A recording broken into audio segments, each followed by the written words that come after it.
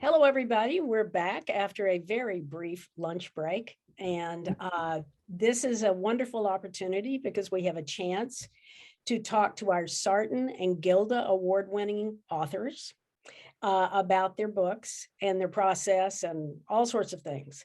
And we're so proud that you're here with us. The Sarton is kind of the crown jewel for us at this point. We're very, very pleased to have the opportunity to put on a contest that for indie authors that it has such heft. And it really has heft. I'm telling you, there are a lot of submissions and a whole, as you know, a whole series of judges and judging a process that's complicated. And Susan Albert, who has led the charge on that, has her group of volunteers who read and do this. And then we have librarians who read. So if you're sitting here, you have accomplished something really big. And we are so proud of you and so thrilled that you're here to guide us on all things in reference to writing. So what we're going to start with is, rather than me go through and introduce everybody, but I'm just going to let everybody introduce themselves and be sure and let us know what either the Gilda or the Sarton, and if it's the Sarton, then which category that you won in. The Gilda Award is for a book that has a comedic or funny part, or it's more comedic. I don't know if comedic's the right word. Maybe when we get to Dani, you're going to be able to guide us a little better on that description. But anyway, here we go. So how about Debra, would you start? Sure, I'd be happy to. I'm Debra Thomas. I live in Simi Valley, California, which is just outside of Los Angeles. I'm originally from upstate New York, Binghamton, New York, but I've been a Southern Californian for decades, since 1976, wildfires and earthquakes and all.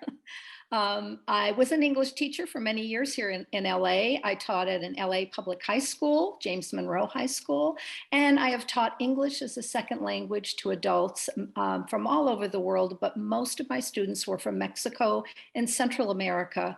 And in the 1990s and early 2000s, I became a very active immigrant rights advocate because of the deaths in the desert that I was learning about in the 90s. And I had many experiences as an activist, but that is ultimately what led me to write my novel, Loose. And I won the Sarton for contemporary fiction. Loose is a story of a young woman named Alma. She's my protagonist. And the novel opens with Alma having an argument with her teenage daughter, Luce. And she wishes she could tell her daughter more about her own teenage years, but there are things she can't share with her daughter until she's a bit older. And then Alma reflects on the journey that she took as a teenager to try to find her missing father. Her father was a migrant farm worker who left their home in Oaxaca to work on fields in the US, which is something he had done off and on over the years. And he disappears one summer. And so Alma and her sister Rosa decide to set out from Oaxaca, the length of Mexico, try to cross the border and see if they can learn about their father. Along the way, they meet a young man named Manuel, who Alma falls in love with. And so there's a love story. And as the three journey together, they meet wonderful people who are kind and helpful, but they also encounter profound cruelty. But ultimately, Loose is a novel of a young woman's journey to love, light, and hope. Mm-hmm. Very good. Thank you. Thank you. That was lovely. Now, everybody, this is also an opportunity we have. Liz is putting everybody's books in the chat. So this is a chance for you guys to read these wonderful books. So keep that in mind. Okay, let's see. Dani, let's let you go next. Thanks. You're welcome. I know you, I just decided you look like you should go next. Yeah. I need to get it over with. So my name is Dani Albert, and I live in New York. Although I lived in LA for just about 20 years, working in the entertainment business, from everything from producing, directing, spent some time doing stand-up comedy, left LA, came back to New York, and wrote a memoir, The Girlfriend Mom. And basically it is about being carefree and single and child-free and happy about it until I meet a man who has two kids, where then I become a reluctant parent and eventually fall in love with the kids over time, just when I get dumped for a natural blonde. And then it becomes, do I leave? Do I abandon the kids? Do I abandon myself? What do I do? But I decided to stay. And with the help of the kids' mother, my ex's ex-wife, who I befriend, we DIY a new kind of family. So the book is the Gilda award for Gilda Radner, which, I mean, maybe we'll speak about it later, but what the award means, but that to me is like, can't really get any better than that. So I try to shine a light on, since everybody's so interested on us ladies who don't want kids, to really shine a light on the taboos and the stereotypes and the funny and the messy and the awkward of being this kind of a person. And so that's what the memoir is about. And it's my first, and is that enough? Is that good? That was great. It was your first. Good for you. Well, and Deborah, was that your first novel too? Yes. Mm-hmm. So look at you guys. Wow. Okay. All right. Yes. Very good. Thank you. Jennifer, would you like to go next? Yes, thank you, Len. Well, hello, everyone, and thank you for being a part of this. It's wonderful. So I'm Jennifer Smith Turner, and I live on Martha's Vineyard in Massachusetts, and we're having the most amazing fall. It's about 70 degrees today in October. Who knew? In New England, but here we are. It's wonderful. And I'm a former corporate executive and nonprofit and government executive and all those kinds of things in my professional career. And then one day I decided, yeah, I should be writing. And so I decided to write. My first two books were poetry books, and that really is the main genre that I have been working in. And so it was quite a transition for me to go from that to the novel. And I'll talk later, we talk about surprises. I'll talk later about some of that because I had a lot of surprises in trying to do a first novel. Winning this award has just been the amazing thing. May Sarton was an incredible writer and woman. And here's the wonderful seal that I'm so proud of to have it on my book. And I will share that the cover of my book is called Child Bride, and it's about a young girl who is born in the 40s in Louisiana, the segregated South, and is married off very young, migrates and becomes part of the Great Migration to the North, and ends up in Boston, is where much of the story takes place. But the cover photo on the book is actually my mother. So this is a family photo of her holding my oldest brother, circa about 1947, and lost her a number of years ago. And I just know that she would be so proud to not only know that I wrote, but that I put her picture on the cover of the novel. And so Nell is the protagonist in the story, and we follow her life and all the ups and downs that a young woman goes through, particularly having come from the segregated South. So it was a pleasure to write, and it's a pleasure to receive this award. And so thank you so much. Good to be here. Wonderful. Wonderful. Okay. Susan? Thank you so much for setting up this panel today and for making a path for women to find their way among other women to be celebrated for the work that they do. I can't wait to read all of your books. I loved your introductions. My book is called I Have Been Assigned the Single Bird, and I also adore my stickers that we get as part of the Sarton process. I'm a biologist by training, particularly birds are my interest, and also a climate change activist. And I have been a writer for a long time. This is my third standalone book. And the interesting thing about this novel, this memoir, I think is that I was, at the time that I was looking for a new project, I was taking care of some bird colonies down near the coast in North Florida where I live. And my father was diagnosed with dementia. And of all many of us have been through that. But of all of the siblings, I was the one who had the most space in my life. Our kids had gone on to college and everything. And so we brought him down here to Tallahassee, where we live. And I found myself sitting in his room, very close to our house in a care facility, more hours than I wanted to. I wanted to be outside with the birds. But what we do as writers is we look at what we're given. And so what I was given in this case was the journey of my dad through the last 4 years of his life. He was a really great dad, and so it was a pleasure. It was an honor to be able to do this work for him. And I saw, the big gift was that I saw how the dementia, the plaques and the tangles that get in your brain, how similar that kind of physical dementia is to the cultural dementia that is causing so many problems on the planet, the way that we set ourselves above every other living creature.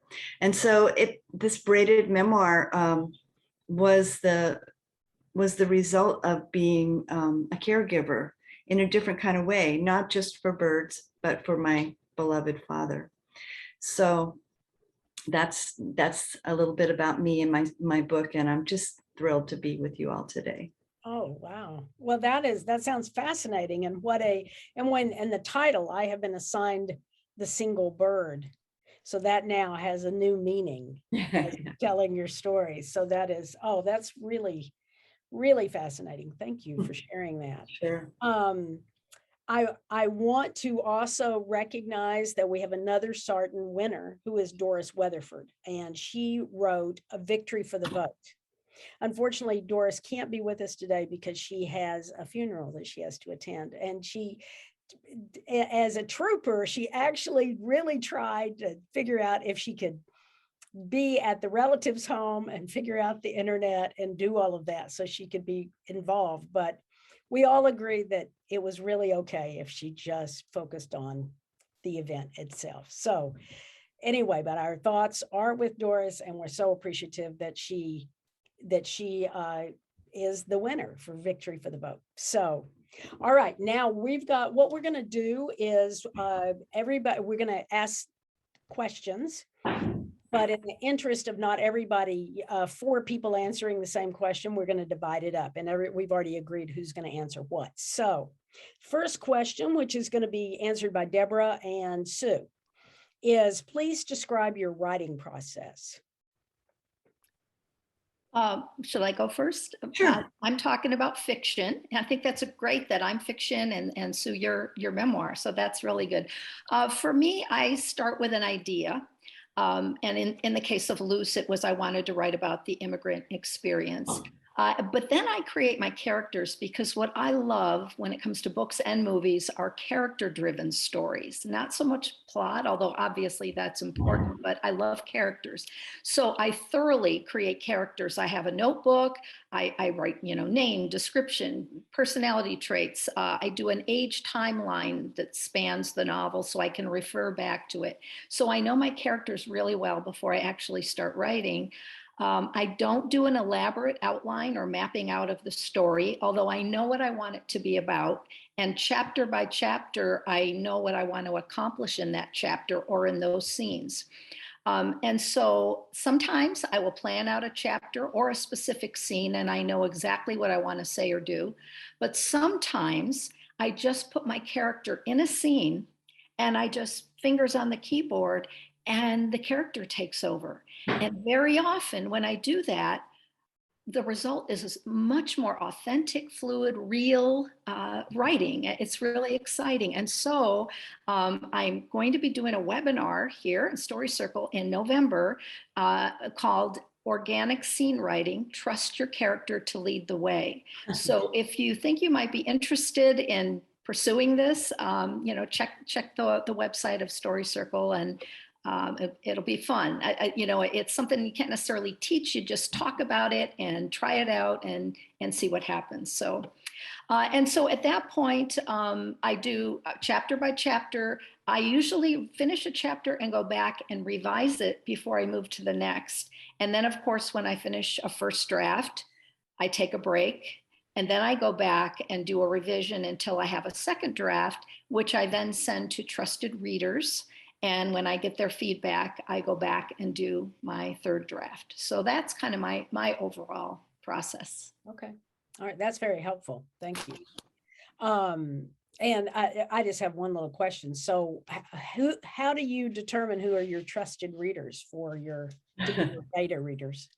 Well, interestingly, for Luce, it was my writing, Gail Brandeis, who had helped me get the novel started, another writer, Elizabeth Mackenzie, who I met at a writing conference, and then Alma Luz Villanueva, who I will talk about a little bit later. I did not give it to any beta readers or anything like that. However, now that I have met so many wonderful writers and I'm in a little writing group, what I'm working on now, I am sending out to other trusted writers as well. All right, thank you. Okay, Sue, what about you? How would you describe I am not as organized as Debra. I know it would make things easier if I was, but I was a science writer to start with. And so going from that kind of, here's the American oyster catcher, here's what it eats, here's, all that sort of thing, to something that would be a story that would catch people's interest. To do that, I had to figure out how to get out of my, out of that brain, the part of the brain that's so rational. And so what has helped me all these years so much is the free writing technique of Natalie Goldberg. Have any of you read her stuff? Oh, yeah. It really, really loosened up my hand. And so I keep journals, and I make sure that I begin every morning, including some time to just free write. It's not necessarily what I did the day before or anything, but it's just, I usually have something in my mind that I want to describe that I saw or have a question about. And then I just let it go. And the whole idea of that is to get away from your internal editor. So that kind of like you do, Debra, just like you do with your characters. I can't imagine writing fiction. I just I'm not that creative, but I can count on my unconscious to come through when I have something that I see out there that's going on that I want to describe and to, go deeper into its story.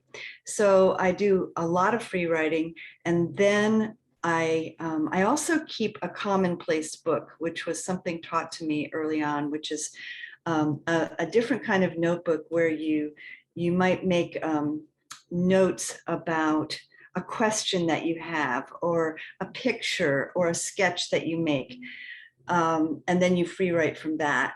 And it's a conversation with myself about the book. And then finally, I start to look for what a flow of and sort of a narrative arc might be for the whole book. And I do many, many, many revisions. I wish that I only had to do 3, but I'm just more, I don't know. It takes me longer, but it works. Oh, look at that. Somebody wrote that Natalie Goldberg just published a deck of writing prompt cards. That's great. Oh, that is great. Yeah, very good. I'm struck by your statement, that you're able to trust your unconscious. And I think that is something that's a really important part of all writing, and and that's basically what you were saying too, Deborah, that it's, you know, that you just trust the organic process, that it's in there, however else you're approaching it. And the commonplace book I thought was quite interesting. I'm going to research that. Okay, thank you very much. Now we're going to go to Dani. And Dani, you're going to talk about what motivated you to write your book. Yes, I will, but I need to second Susan's comment on I could not write fiction because I am not, I have no imagination. So I don't mean to lump you in, but I mean, the thought of writing fiction is beyond. Anyway, so what motivated me to write my book was the actual breakup. That's the theme of the book. And what happened was I wrote it while I was still in the relationship. I wrote a proposal just about the whole idea of being a girlfriend mom and what that was. Got an agent. She took the proposal out. Nice feedback, but no deals, no bites. And then eventually, not too long after that, she quit me. So I was alone again. And and then the breakup happened. And I thought, you know, I do know this story, so I might as well just write it. And a part of it was for healing. A part of it was just for it to be cathartic. A part of it was I had learned through the years of working in film and television that you just can't wait. You'd have to create these things for yourself. And I wasn't going to wait, and I wasn't going to spend more time trying to get an agent. And I needed to do it. So was my motivation, really frustration, desperation, and a little depression. It's a great motivator. And I will say though, that I had to stay frozen in time to write it, you know, go back to the beginning.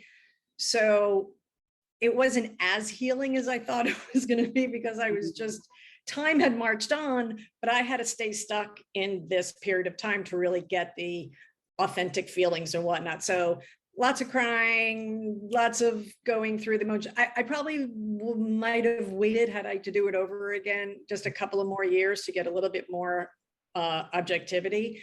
But I really had nothing else to do. So this was it. So that was my motivation. I have a question about the humor. How did the humor play a role in all of that? Humor plays a role in every breath I take, everything that I do. I mean, I had to find the humor in it. And once I had a little bit of, even the slightest bit of perspective, I didn't want this to be a sob story or another, I don't know. That's just who I am. I mean, it's just, I'm a humor writer.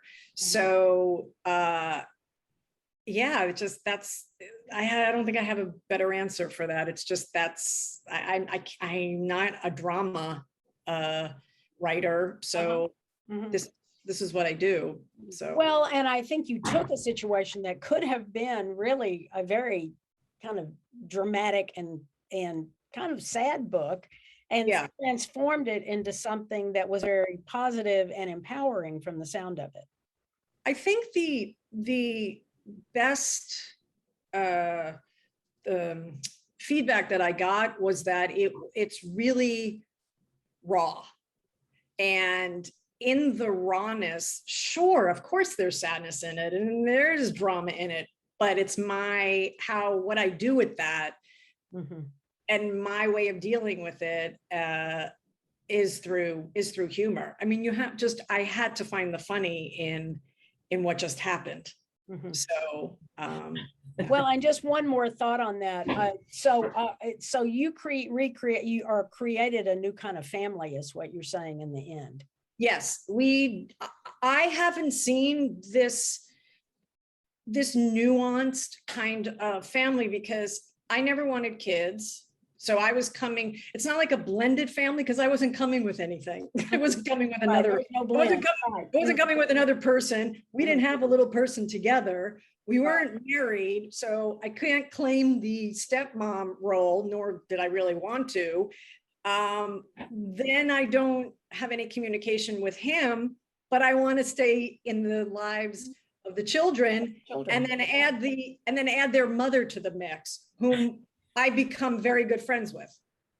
So it's another way to look at what the meaning of family. And Exactly. you know, as much as I didn't want to abandon the kids, I didn't want to abandon myself.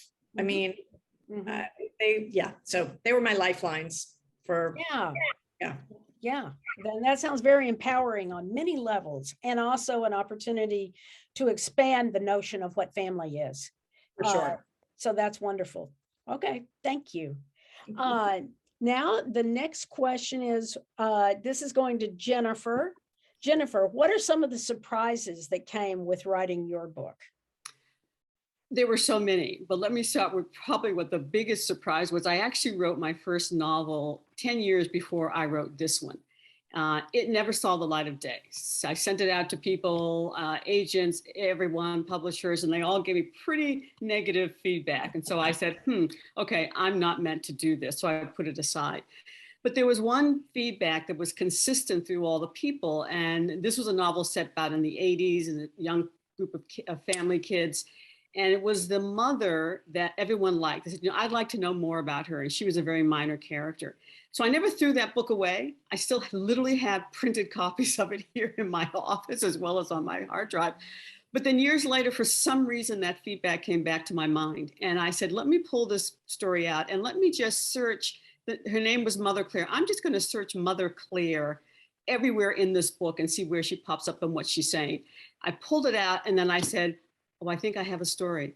And Mother Claire morphed into Nell, who is the protagonist in this novel 10 years later. Now she's now a young girl versus a 50-year-old woman, and it's the 40s. And so it's sort of like the prequel to her life that I pulled out of that first novel, and it became what is now Child Bride. So that was a huge surprise to me that I would even, after all those years, go back to that original piece. And in fact, one of the pieces of feedback I got from an agent was, oh my goodness, another debut novelist. All show, all tell, no show, and all the grammar was so bad. So it was that kind of feedback I was getting. God. So right, exactly. So that's why I said, let me put this away. I'm not meant to do this. So that was one of the very big surprises, that you can go back to something. And I think for me, it was a message, and I share that often with other people who were starting off writing, that I hold on to my writing, because you just never know. And you pull something out of the drawer one day that you wrote 10 years ago, and you say, oh my goodness, I can do something with this today, and move forward with that. The other surprise to me, as I mentioned earlier, that I'm a poet. So I have several poetry books. I do a lot of readings. I do a lot of workshops and classes in schools, both here in Connecticut, working with students around poetry, which I always love, because students, young people, love to express themselves through poetry. And so when I started writing the book, I put that aside. I said, okay, I'm writing a novel. So let me figure out writing a novel. And I took classes and I read all the books about novel writing. And the first person who worked as an editor for me, and I actually had 3 editors before this went to a publisher. So that's another message for people. You got to get stuff edited. It's really important. So I had 3. The first editor knew my poetry work. And his first comment was, Jennifer, where's your poetic voice? He said, I don't understand this. I don't see it anywhere in anything that you've written. And I'm like, but I'm writing a novel. He said, Jennifer, use your poetic voice. You have rhyme, meter, lyricism. You understand descriptive work, which is what you do in poetry. You say so much in so few words. Mm-hmm. And so that was a big surprise, and sort of gave me license to say, oh, I don't have to abandon my poetry and my sense and sensibilities around poetry to write a novel. And that changed everything for me. And so I really worked at lyricism in the novel, and the feedback I get, people will say to me, it felt like I was reading a poem. And that for me is just this wonderful feeling that I say, okay, it works. You can actually do that. So those are perhaps 2 of the biggest surprises, one where she even came from as a novelist. And the last thing I'll mention, and I think Debra, you mentioned this, is that people had told me that your characters will come alive and have a life of their own at some point. Didn't believe it.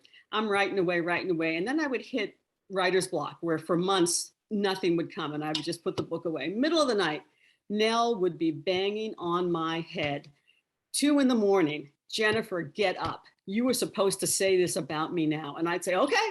And I would get up and suddenly I'm writing again. And so she took me. There was a point where I was simply following, it was like a Ouija board. I was doing what she told me to do. And it was stunning to have that happen. But so many authors said that would happen with fiction. And I have to tell you, it is so true. And right now, as I'm thinking about doing a sequel to this, and I haven't felt like I wanted to, I figured, it was good. It worked within itself. I don't know that I need to carry this story forward. There's Nell again talking to me. And I'm saying, okay, I think she's telling me I need to. So I'm starting to piece a sequel together based upon this character who's now talking to me again after about a year and a half. So those are some of my surprises that came out. Oh, those are wonderful. Well, and I would just might say to Dani and Sue, I don't think you need to say that you don't have enough imagination to write fiction, because we just had a perfect example of someone who has this character waking her up in the middle of the night that she never expected would do that. And it started as a minor character. She started as a minor character in her first book. Yeah, that's a very inspiring story on every level, because it's those of us who do have those manuscripts in the bottom drawer, I being one, and it is funny, I think, listening to the people you do let read it, and they say, oh, I like that character. Yes. That's an important thing. That's important. It's very important. Because then all of a sudden you realize there's life, there's power in that character. And sure enough, that character is defining your life. Totally has. No question. It was I tell everybody, because my book was published in April of 2020. So, we were all in lockdown. I mean, and I said, okay, well, there goes that. I mean, what's going to happen now? And yet that novel ended up being my oasis in lockdown, because who knew about Zoom? And my book clubs picked up my book, and I spent every week, 3 or 4 times a week, on different Zoom calls doing discussions about my book. I would never have guessed that. And all over the world, I would never have guessed it. But because of the pandemic and because of lockdown, I could never have reached as far in person with book tours. It would not have happened. Remarkable. And I think, again, that's one of those places where that's your critic saying, oh, well, you can never do this. That's dumb. You're not this. No, now it's the pandemic. Nothing will ever happen. And then that's just the negative voice in your head. And you just have to kind of say, go away. Okay, you go sit over there. When you have something nice to say to me. That's so true. Anyway, well, that was very interesting. And that makes me, I'm thinking about the characters that my readers thought were the most interesting. Okay, so now we're going to go to Jennifer and Debra, and this is on what were some unexpected obstacles you faced in your writing. Okay, so Debra, you want to go ahead and pick up on that first? Okay, sure. Oh boy, obstacles. Well, anyone would be nervous if their first novel was coming out and you had no idea how it would be received, debut novel. But for me, mine was slated for June 2020, and I think it was January or February, the American Dirt controversy exploded. This is a novel about a Mexican woman who has border experiences at the border, and it's written by a woman who is not Mexican.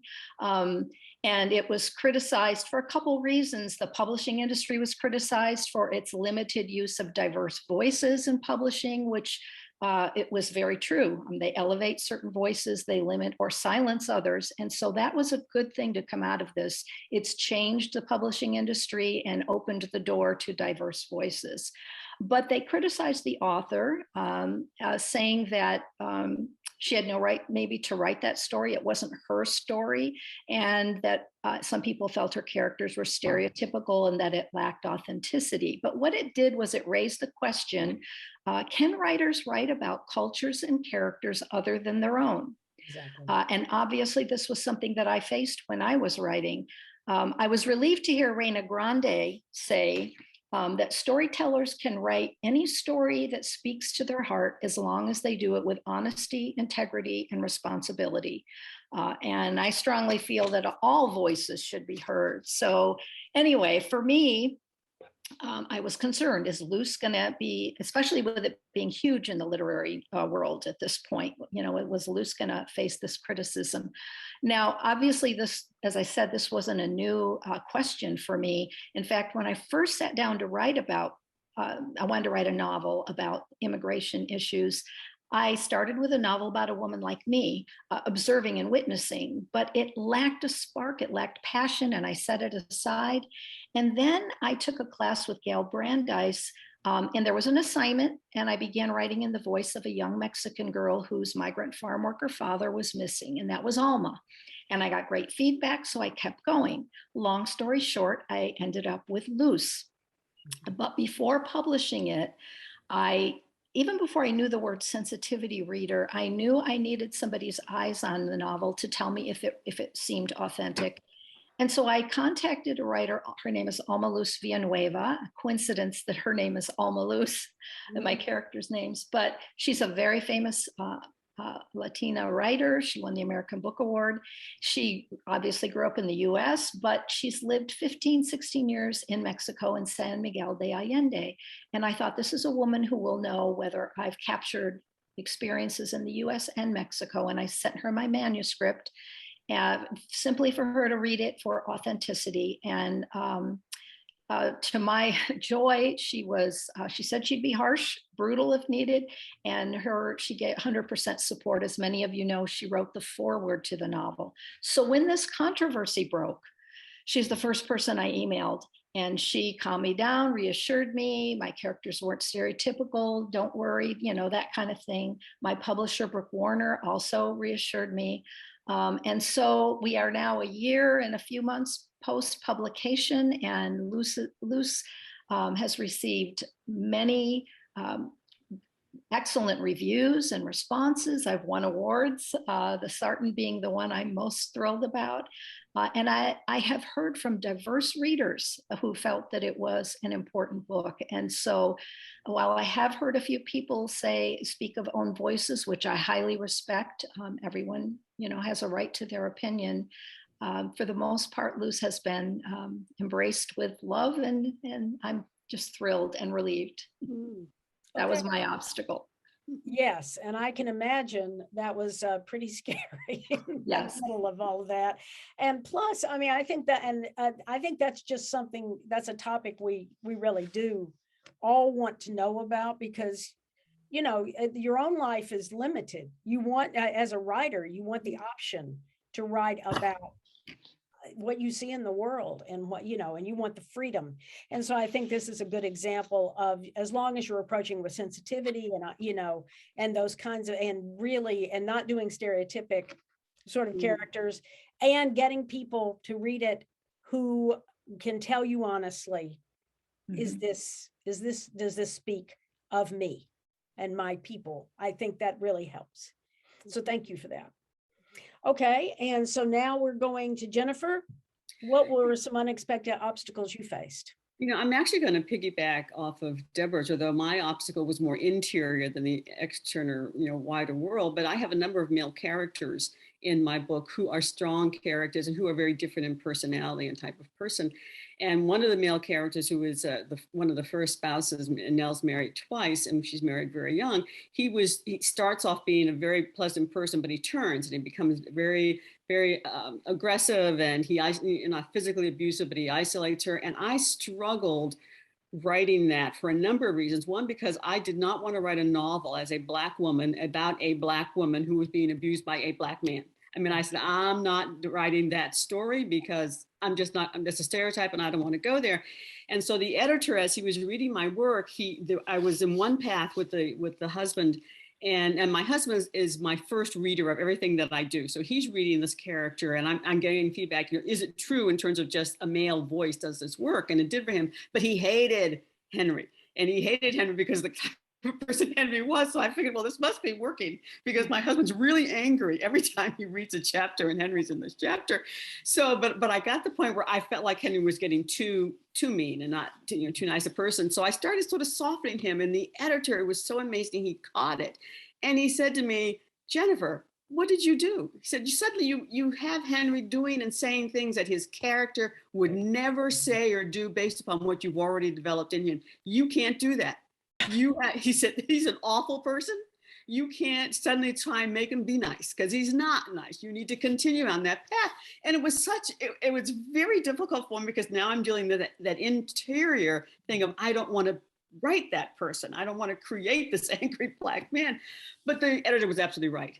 And so I had to go back and I had to let Henry be who I had already set the foundation for him to be, and to create that character for what he was.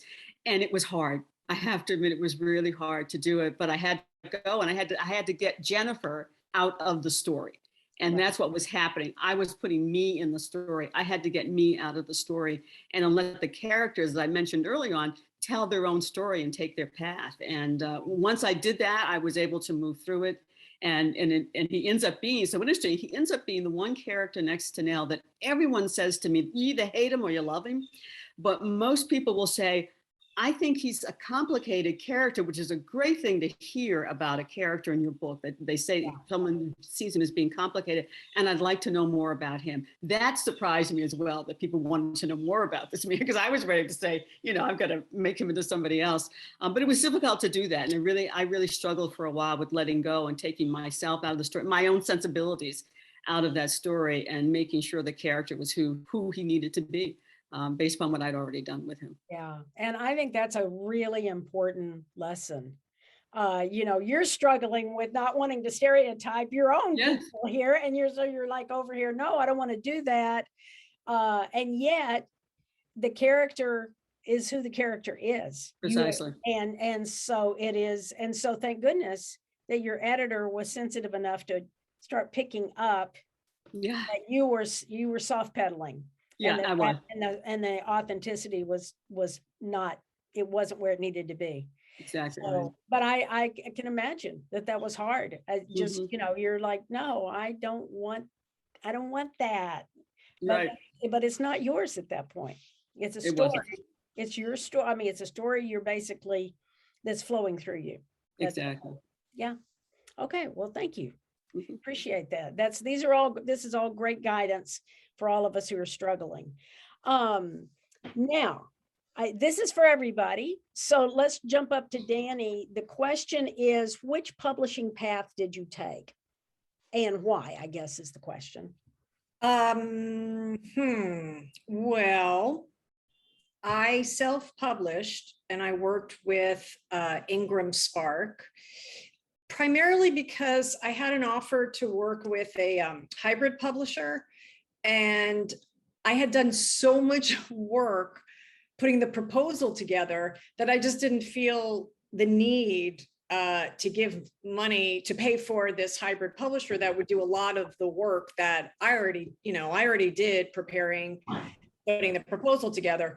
So I took that money and hired a publicist for, I think, 3 months.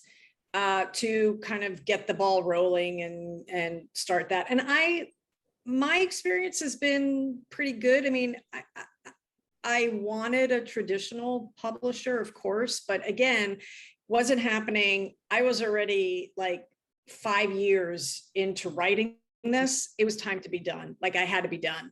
Right. So what is that saying? Better, done is better than good. Don't let perfect be the enemy of good. Well, there's no such thing as perfection in my world anyway, but just be done. I just needed to be done. On to the next heartbreak, so so that's what I did. It was, I got somebody to help with the cover. That was months. Did that answer that question? Definitely, very much so. Thank you. Yeah. Okay, Sue, what about you? This was my third book with a small university press. It was the University of Georgia Press, and they do beautiful work. They don't publish fiction. You have to, if you're picking a university press, you have to fit into their mold. Mm-hmm. But I love the staff. What they don't have, it takes a long time. It took 2 years from when I submitted it to when it came out. So that's a long time. And I may do something different next time around because I don't like waiting that long. But what they did not have, especially in that COVID year that we all came out in, was enough publicity outreach. They only had one guy for all the books that were coming out in August 2020. And it was just like, he's working at home. They're all working at home just like we are. And it wasn't gonna get out there. So I tried to hire I was willing to pay a lot of money for a publicist, because when you put that much into it, you just say, okay, I'll do this. Mhm. And yet I couldn't find someone. I found these New York and East Coast publicists online that I really like the look of. They book out so far Yeah. that I was too late in the game. I started looking in January for an August pub date, and I would have needed to go 6 months earlier if I even wanted to find anybody. So I just spent the whole time, that whole 6 or 8 months, using my contacts, writing blogs, doing all the things that I could for more hand-to-hand publishing. I even had a family member who got me a really great list of all the book editors at newspapers. But within a year, most of them had folded. Most newspapers, print papers, don't even have book Right. editors anymore. So you have to really, have to hoof it to get your book out there. Mhm. Can I add something? I'm sorry. Yeah. Can I add something to Susan? That was one of the lessons for everybody out there. You think you have enough time, like you have this when you want to publish date, you've got to really, really plan ahead, because when I was starting to try to find a publicist, it was too late. They're 6 months. If when you want your book published, if you're doing a self-publishing, you got to like back it up six months, or give yourself or a year. or a year, even better. But I Yeah. think that was one of the what do you mean you can't do this Yeah, in 2 I wouldn't have known that. No, that is a big what. It's like, Yeah. what? It's Okay, let's go on and let's see. That's everybody's question, publishing path, but we're gonna run out of time. We're at well, I'm looking at, I don't even know what time zone I'm in. We can go for about 5 more minutes. We'll just shorten the time between the next session. So there will Okay, be that's about, good. That's yeah, good. so. Okay, so go ahead, Jennifer, you respond to that one, please. I'm sorry, which question are we on now? We're on The publishing path? well, yeah, we're on publishing path. What publishing path did you take? Okay, so I'm with Spark Press, and so it's a hybrid. Now, again, this is a third book that I published. The first was totally self-published, and that was in 2003. And I will tell you, in 2003, self-publishing was not even remotely acceptable or looked upon as anything that was valid if you did it yourself. It just was not. And I think Author House was the name of the group that I used at that time. And the second time I worked with a small independent press in about 2006 for my second book, and then Spark Press for here. I was going to put the time and energy into looking for an agent and looking for a publisher, traditional publisher, but I also knew what the odds were. And I just knew that amount of work, I had 2 bodies of work I was going to do. I was going to do that body of work and wait and hope and do all the proposals and letters and hope to get a response. And who knows how a year or 2 that would take. Or I could do the hybrid model, and with Spark Press, you have to submit your manuscript. So it's not an automatic thing. You submit it, you get selected, and there is still upfront costs that you incur. But it was going to happen more quickly. And then there's a body of work that I knew I would have to do, because I've done it before, as far as all of the marketing, promotion, and getting out there and just beating the bushes all the time, which I've been through. So I understood that. I had my contacts, I had the processes in place. So when I heard from the hybrid from Spark Press, I was really intrigued with them and very happy that I went with them, because one of the things that happened right away, they are tied to Ingram. So distribution was in place, and that was huge. To have distribution, which I did not have the first 2 times. I was pretty much on my own. And to have your ebook done simultaneously was huge to have both those things in place. So that was a huge value to me. And then, help as well with some of the marketing because Ingham was doing things.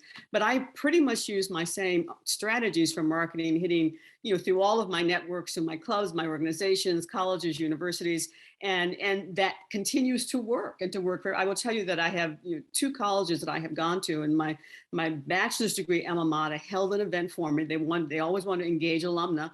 I had 100 people on a Zoom call, and the university bought my book to give away to everyone who registered.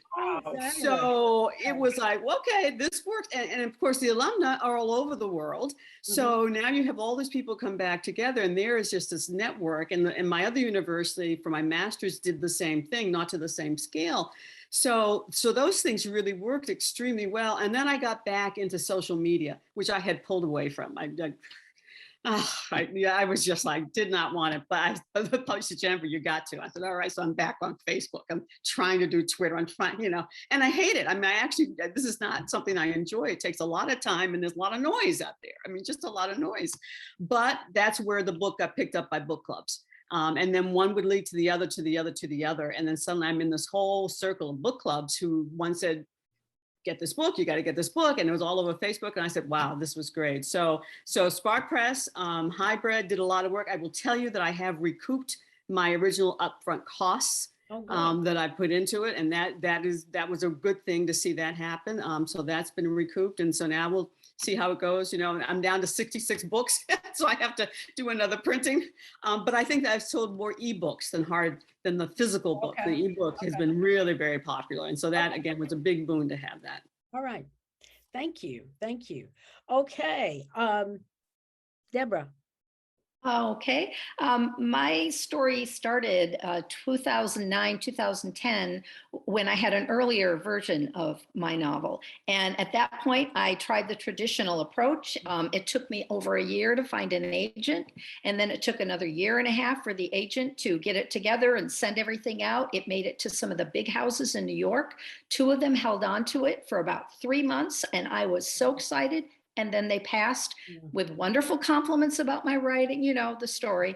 I was devastated for a while, but long story short, I ended up revising it with the help of a mentor. And I went with She Writes Press, which is a hybrid, which did not exist at the time that I tried earlier. And I went with them for many of the reasons that Jennifer mentioned with Spark Press, because you have creative control, full distribution. Yes, you put some money up front, but you get a larger percentage of royalties, and you find a wonderful sisterhood with She Writes Press. So I know we're running out of time, so I'll stop there. Okay. All right. Liz is texting me from the other room. Okay, Mom, we've got to wrap this up. Let's just see. I'm sorry. We have to at least ask this. This is an important question for here, which is, how did you feel when you found out that your book won the Sarton or the Gilda? And I guess this is a double question. And how has this award impacted you in terms of self-esteem and or book sales? Okay, so everybody's got to answer that. So just try to answer briefly, but we have to hear that answer. I'm sorry. Go ahead. So yes, go ahead.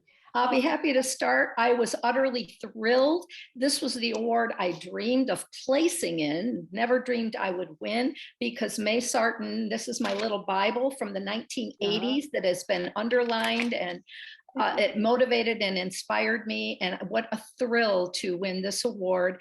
Winning it has increased my self-confidence, my respect amongst my peers, friends, family, and yes, book sales. Okay. All right. Well, that was wonderful. Thank you. Okay, go ahead. I'll go next. Yes, Sue. I will never forget when I was walking on the beach where I write about the birds, and a phone call came in from a number I did not recognize, and it was from Paula Yost. Yes. And when she told me that my book had won in this category, I just felt like all my worlds aligned. It makes me want to cry just to think about it, because there I was, committed to those birds, committed to that coast, and getting this affirmation from you all means everything. It's really, and I don't know if it's helped my sales, but in a way, it doesn't matter. It's like, yes, to the world. Yeah. Thank you. Thank you. Okay, who else is going to jump in here? Okay, I ladies. will. Okay, Jennifer. Yeah, I mean, same reaction. I also got that phone call. I was driving. You know how you make the mistake of picking it up when you're driving? I had to pull over to the side of the road because I'm saying, what did you just say? What was that? And I didn't dare drive while I was reacting to this. So it was so thrilling to get that phone call. It's such an incredible honor. And yes, a huge affirmation that the investment of your energy and your time was worth it, and that you have something to offer. And so I'm just so grateful for that. And we got a huge splash of coverage in the local newspapers about the award, which was wonderful. You know, Island Poet wins, or Island Author rather, wins this big award. It was just so cool to see that. But I'm very appreciative, and she's an amazing author, and it's an amazing award to have. So thank you.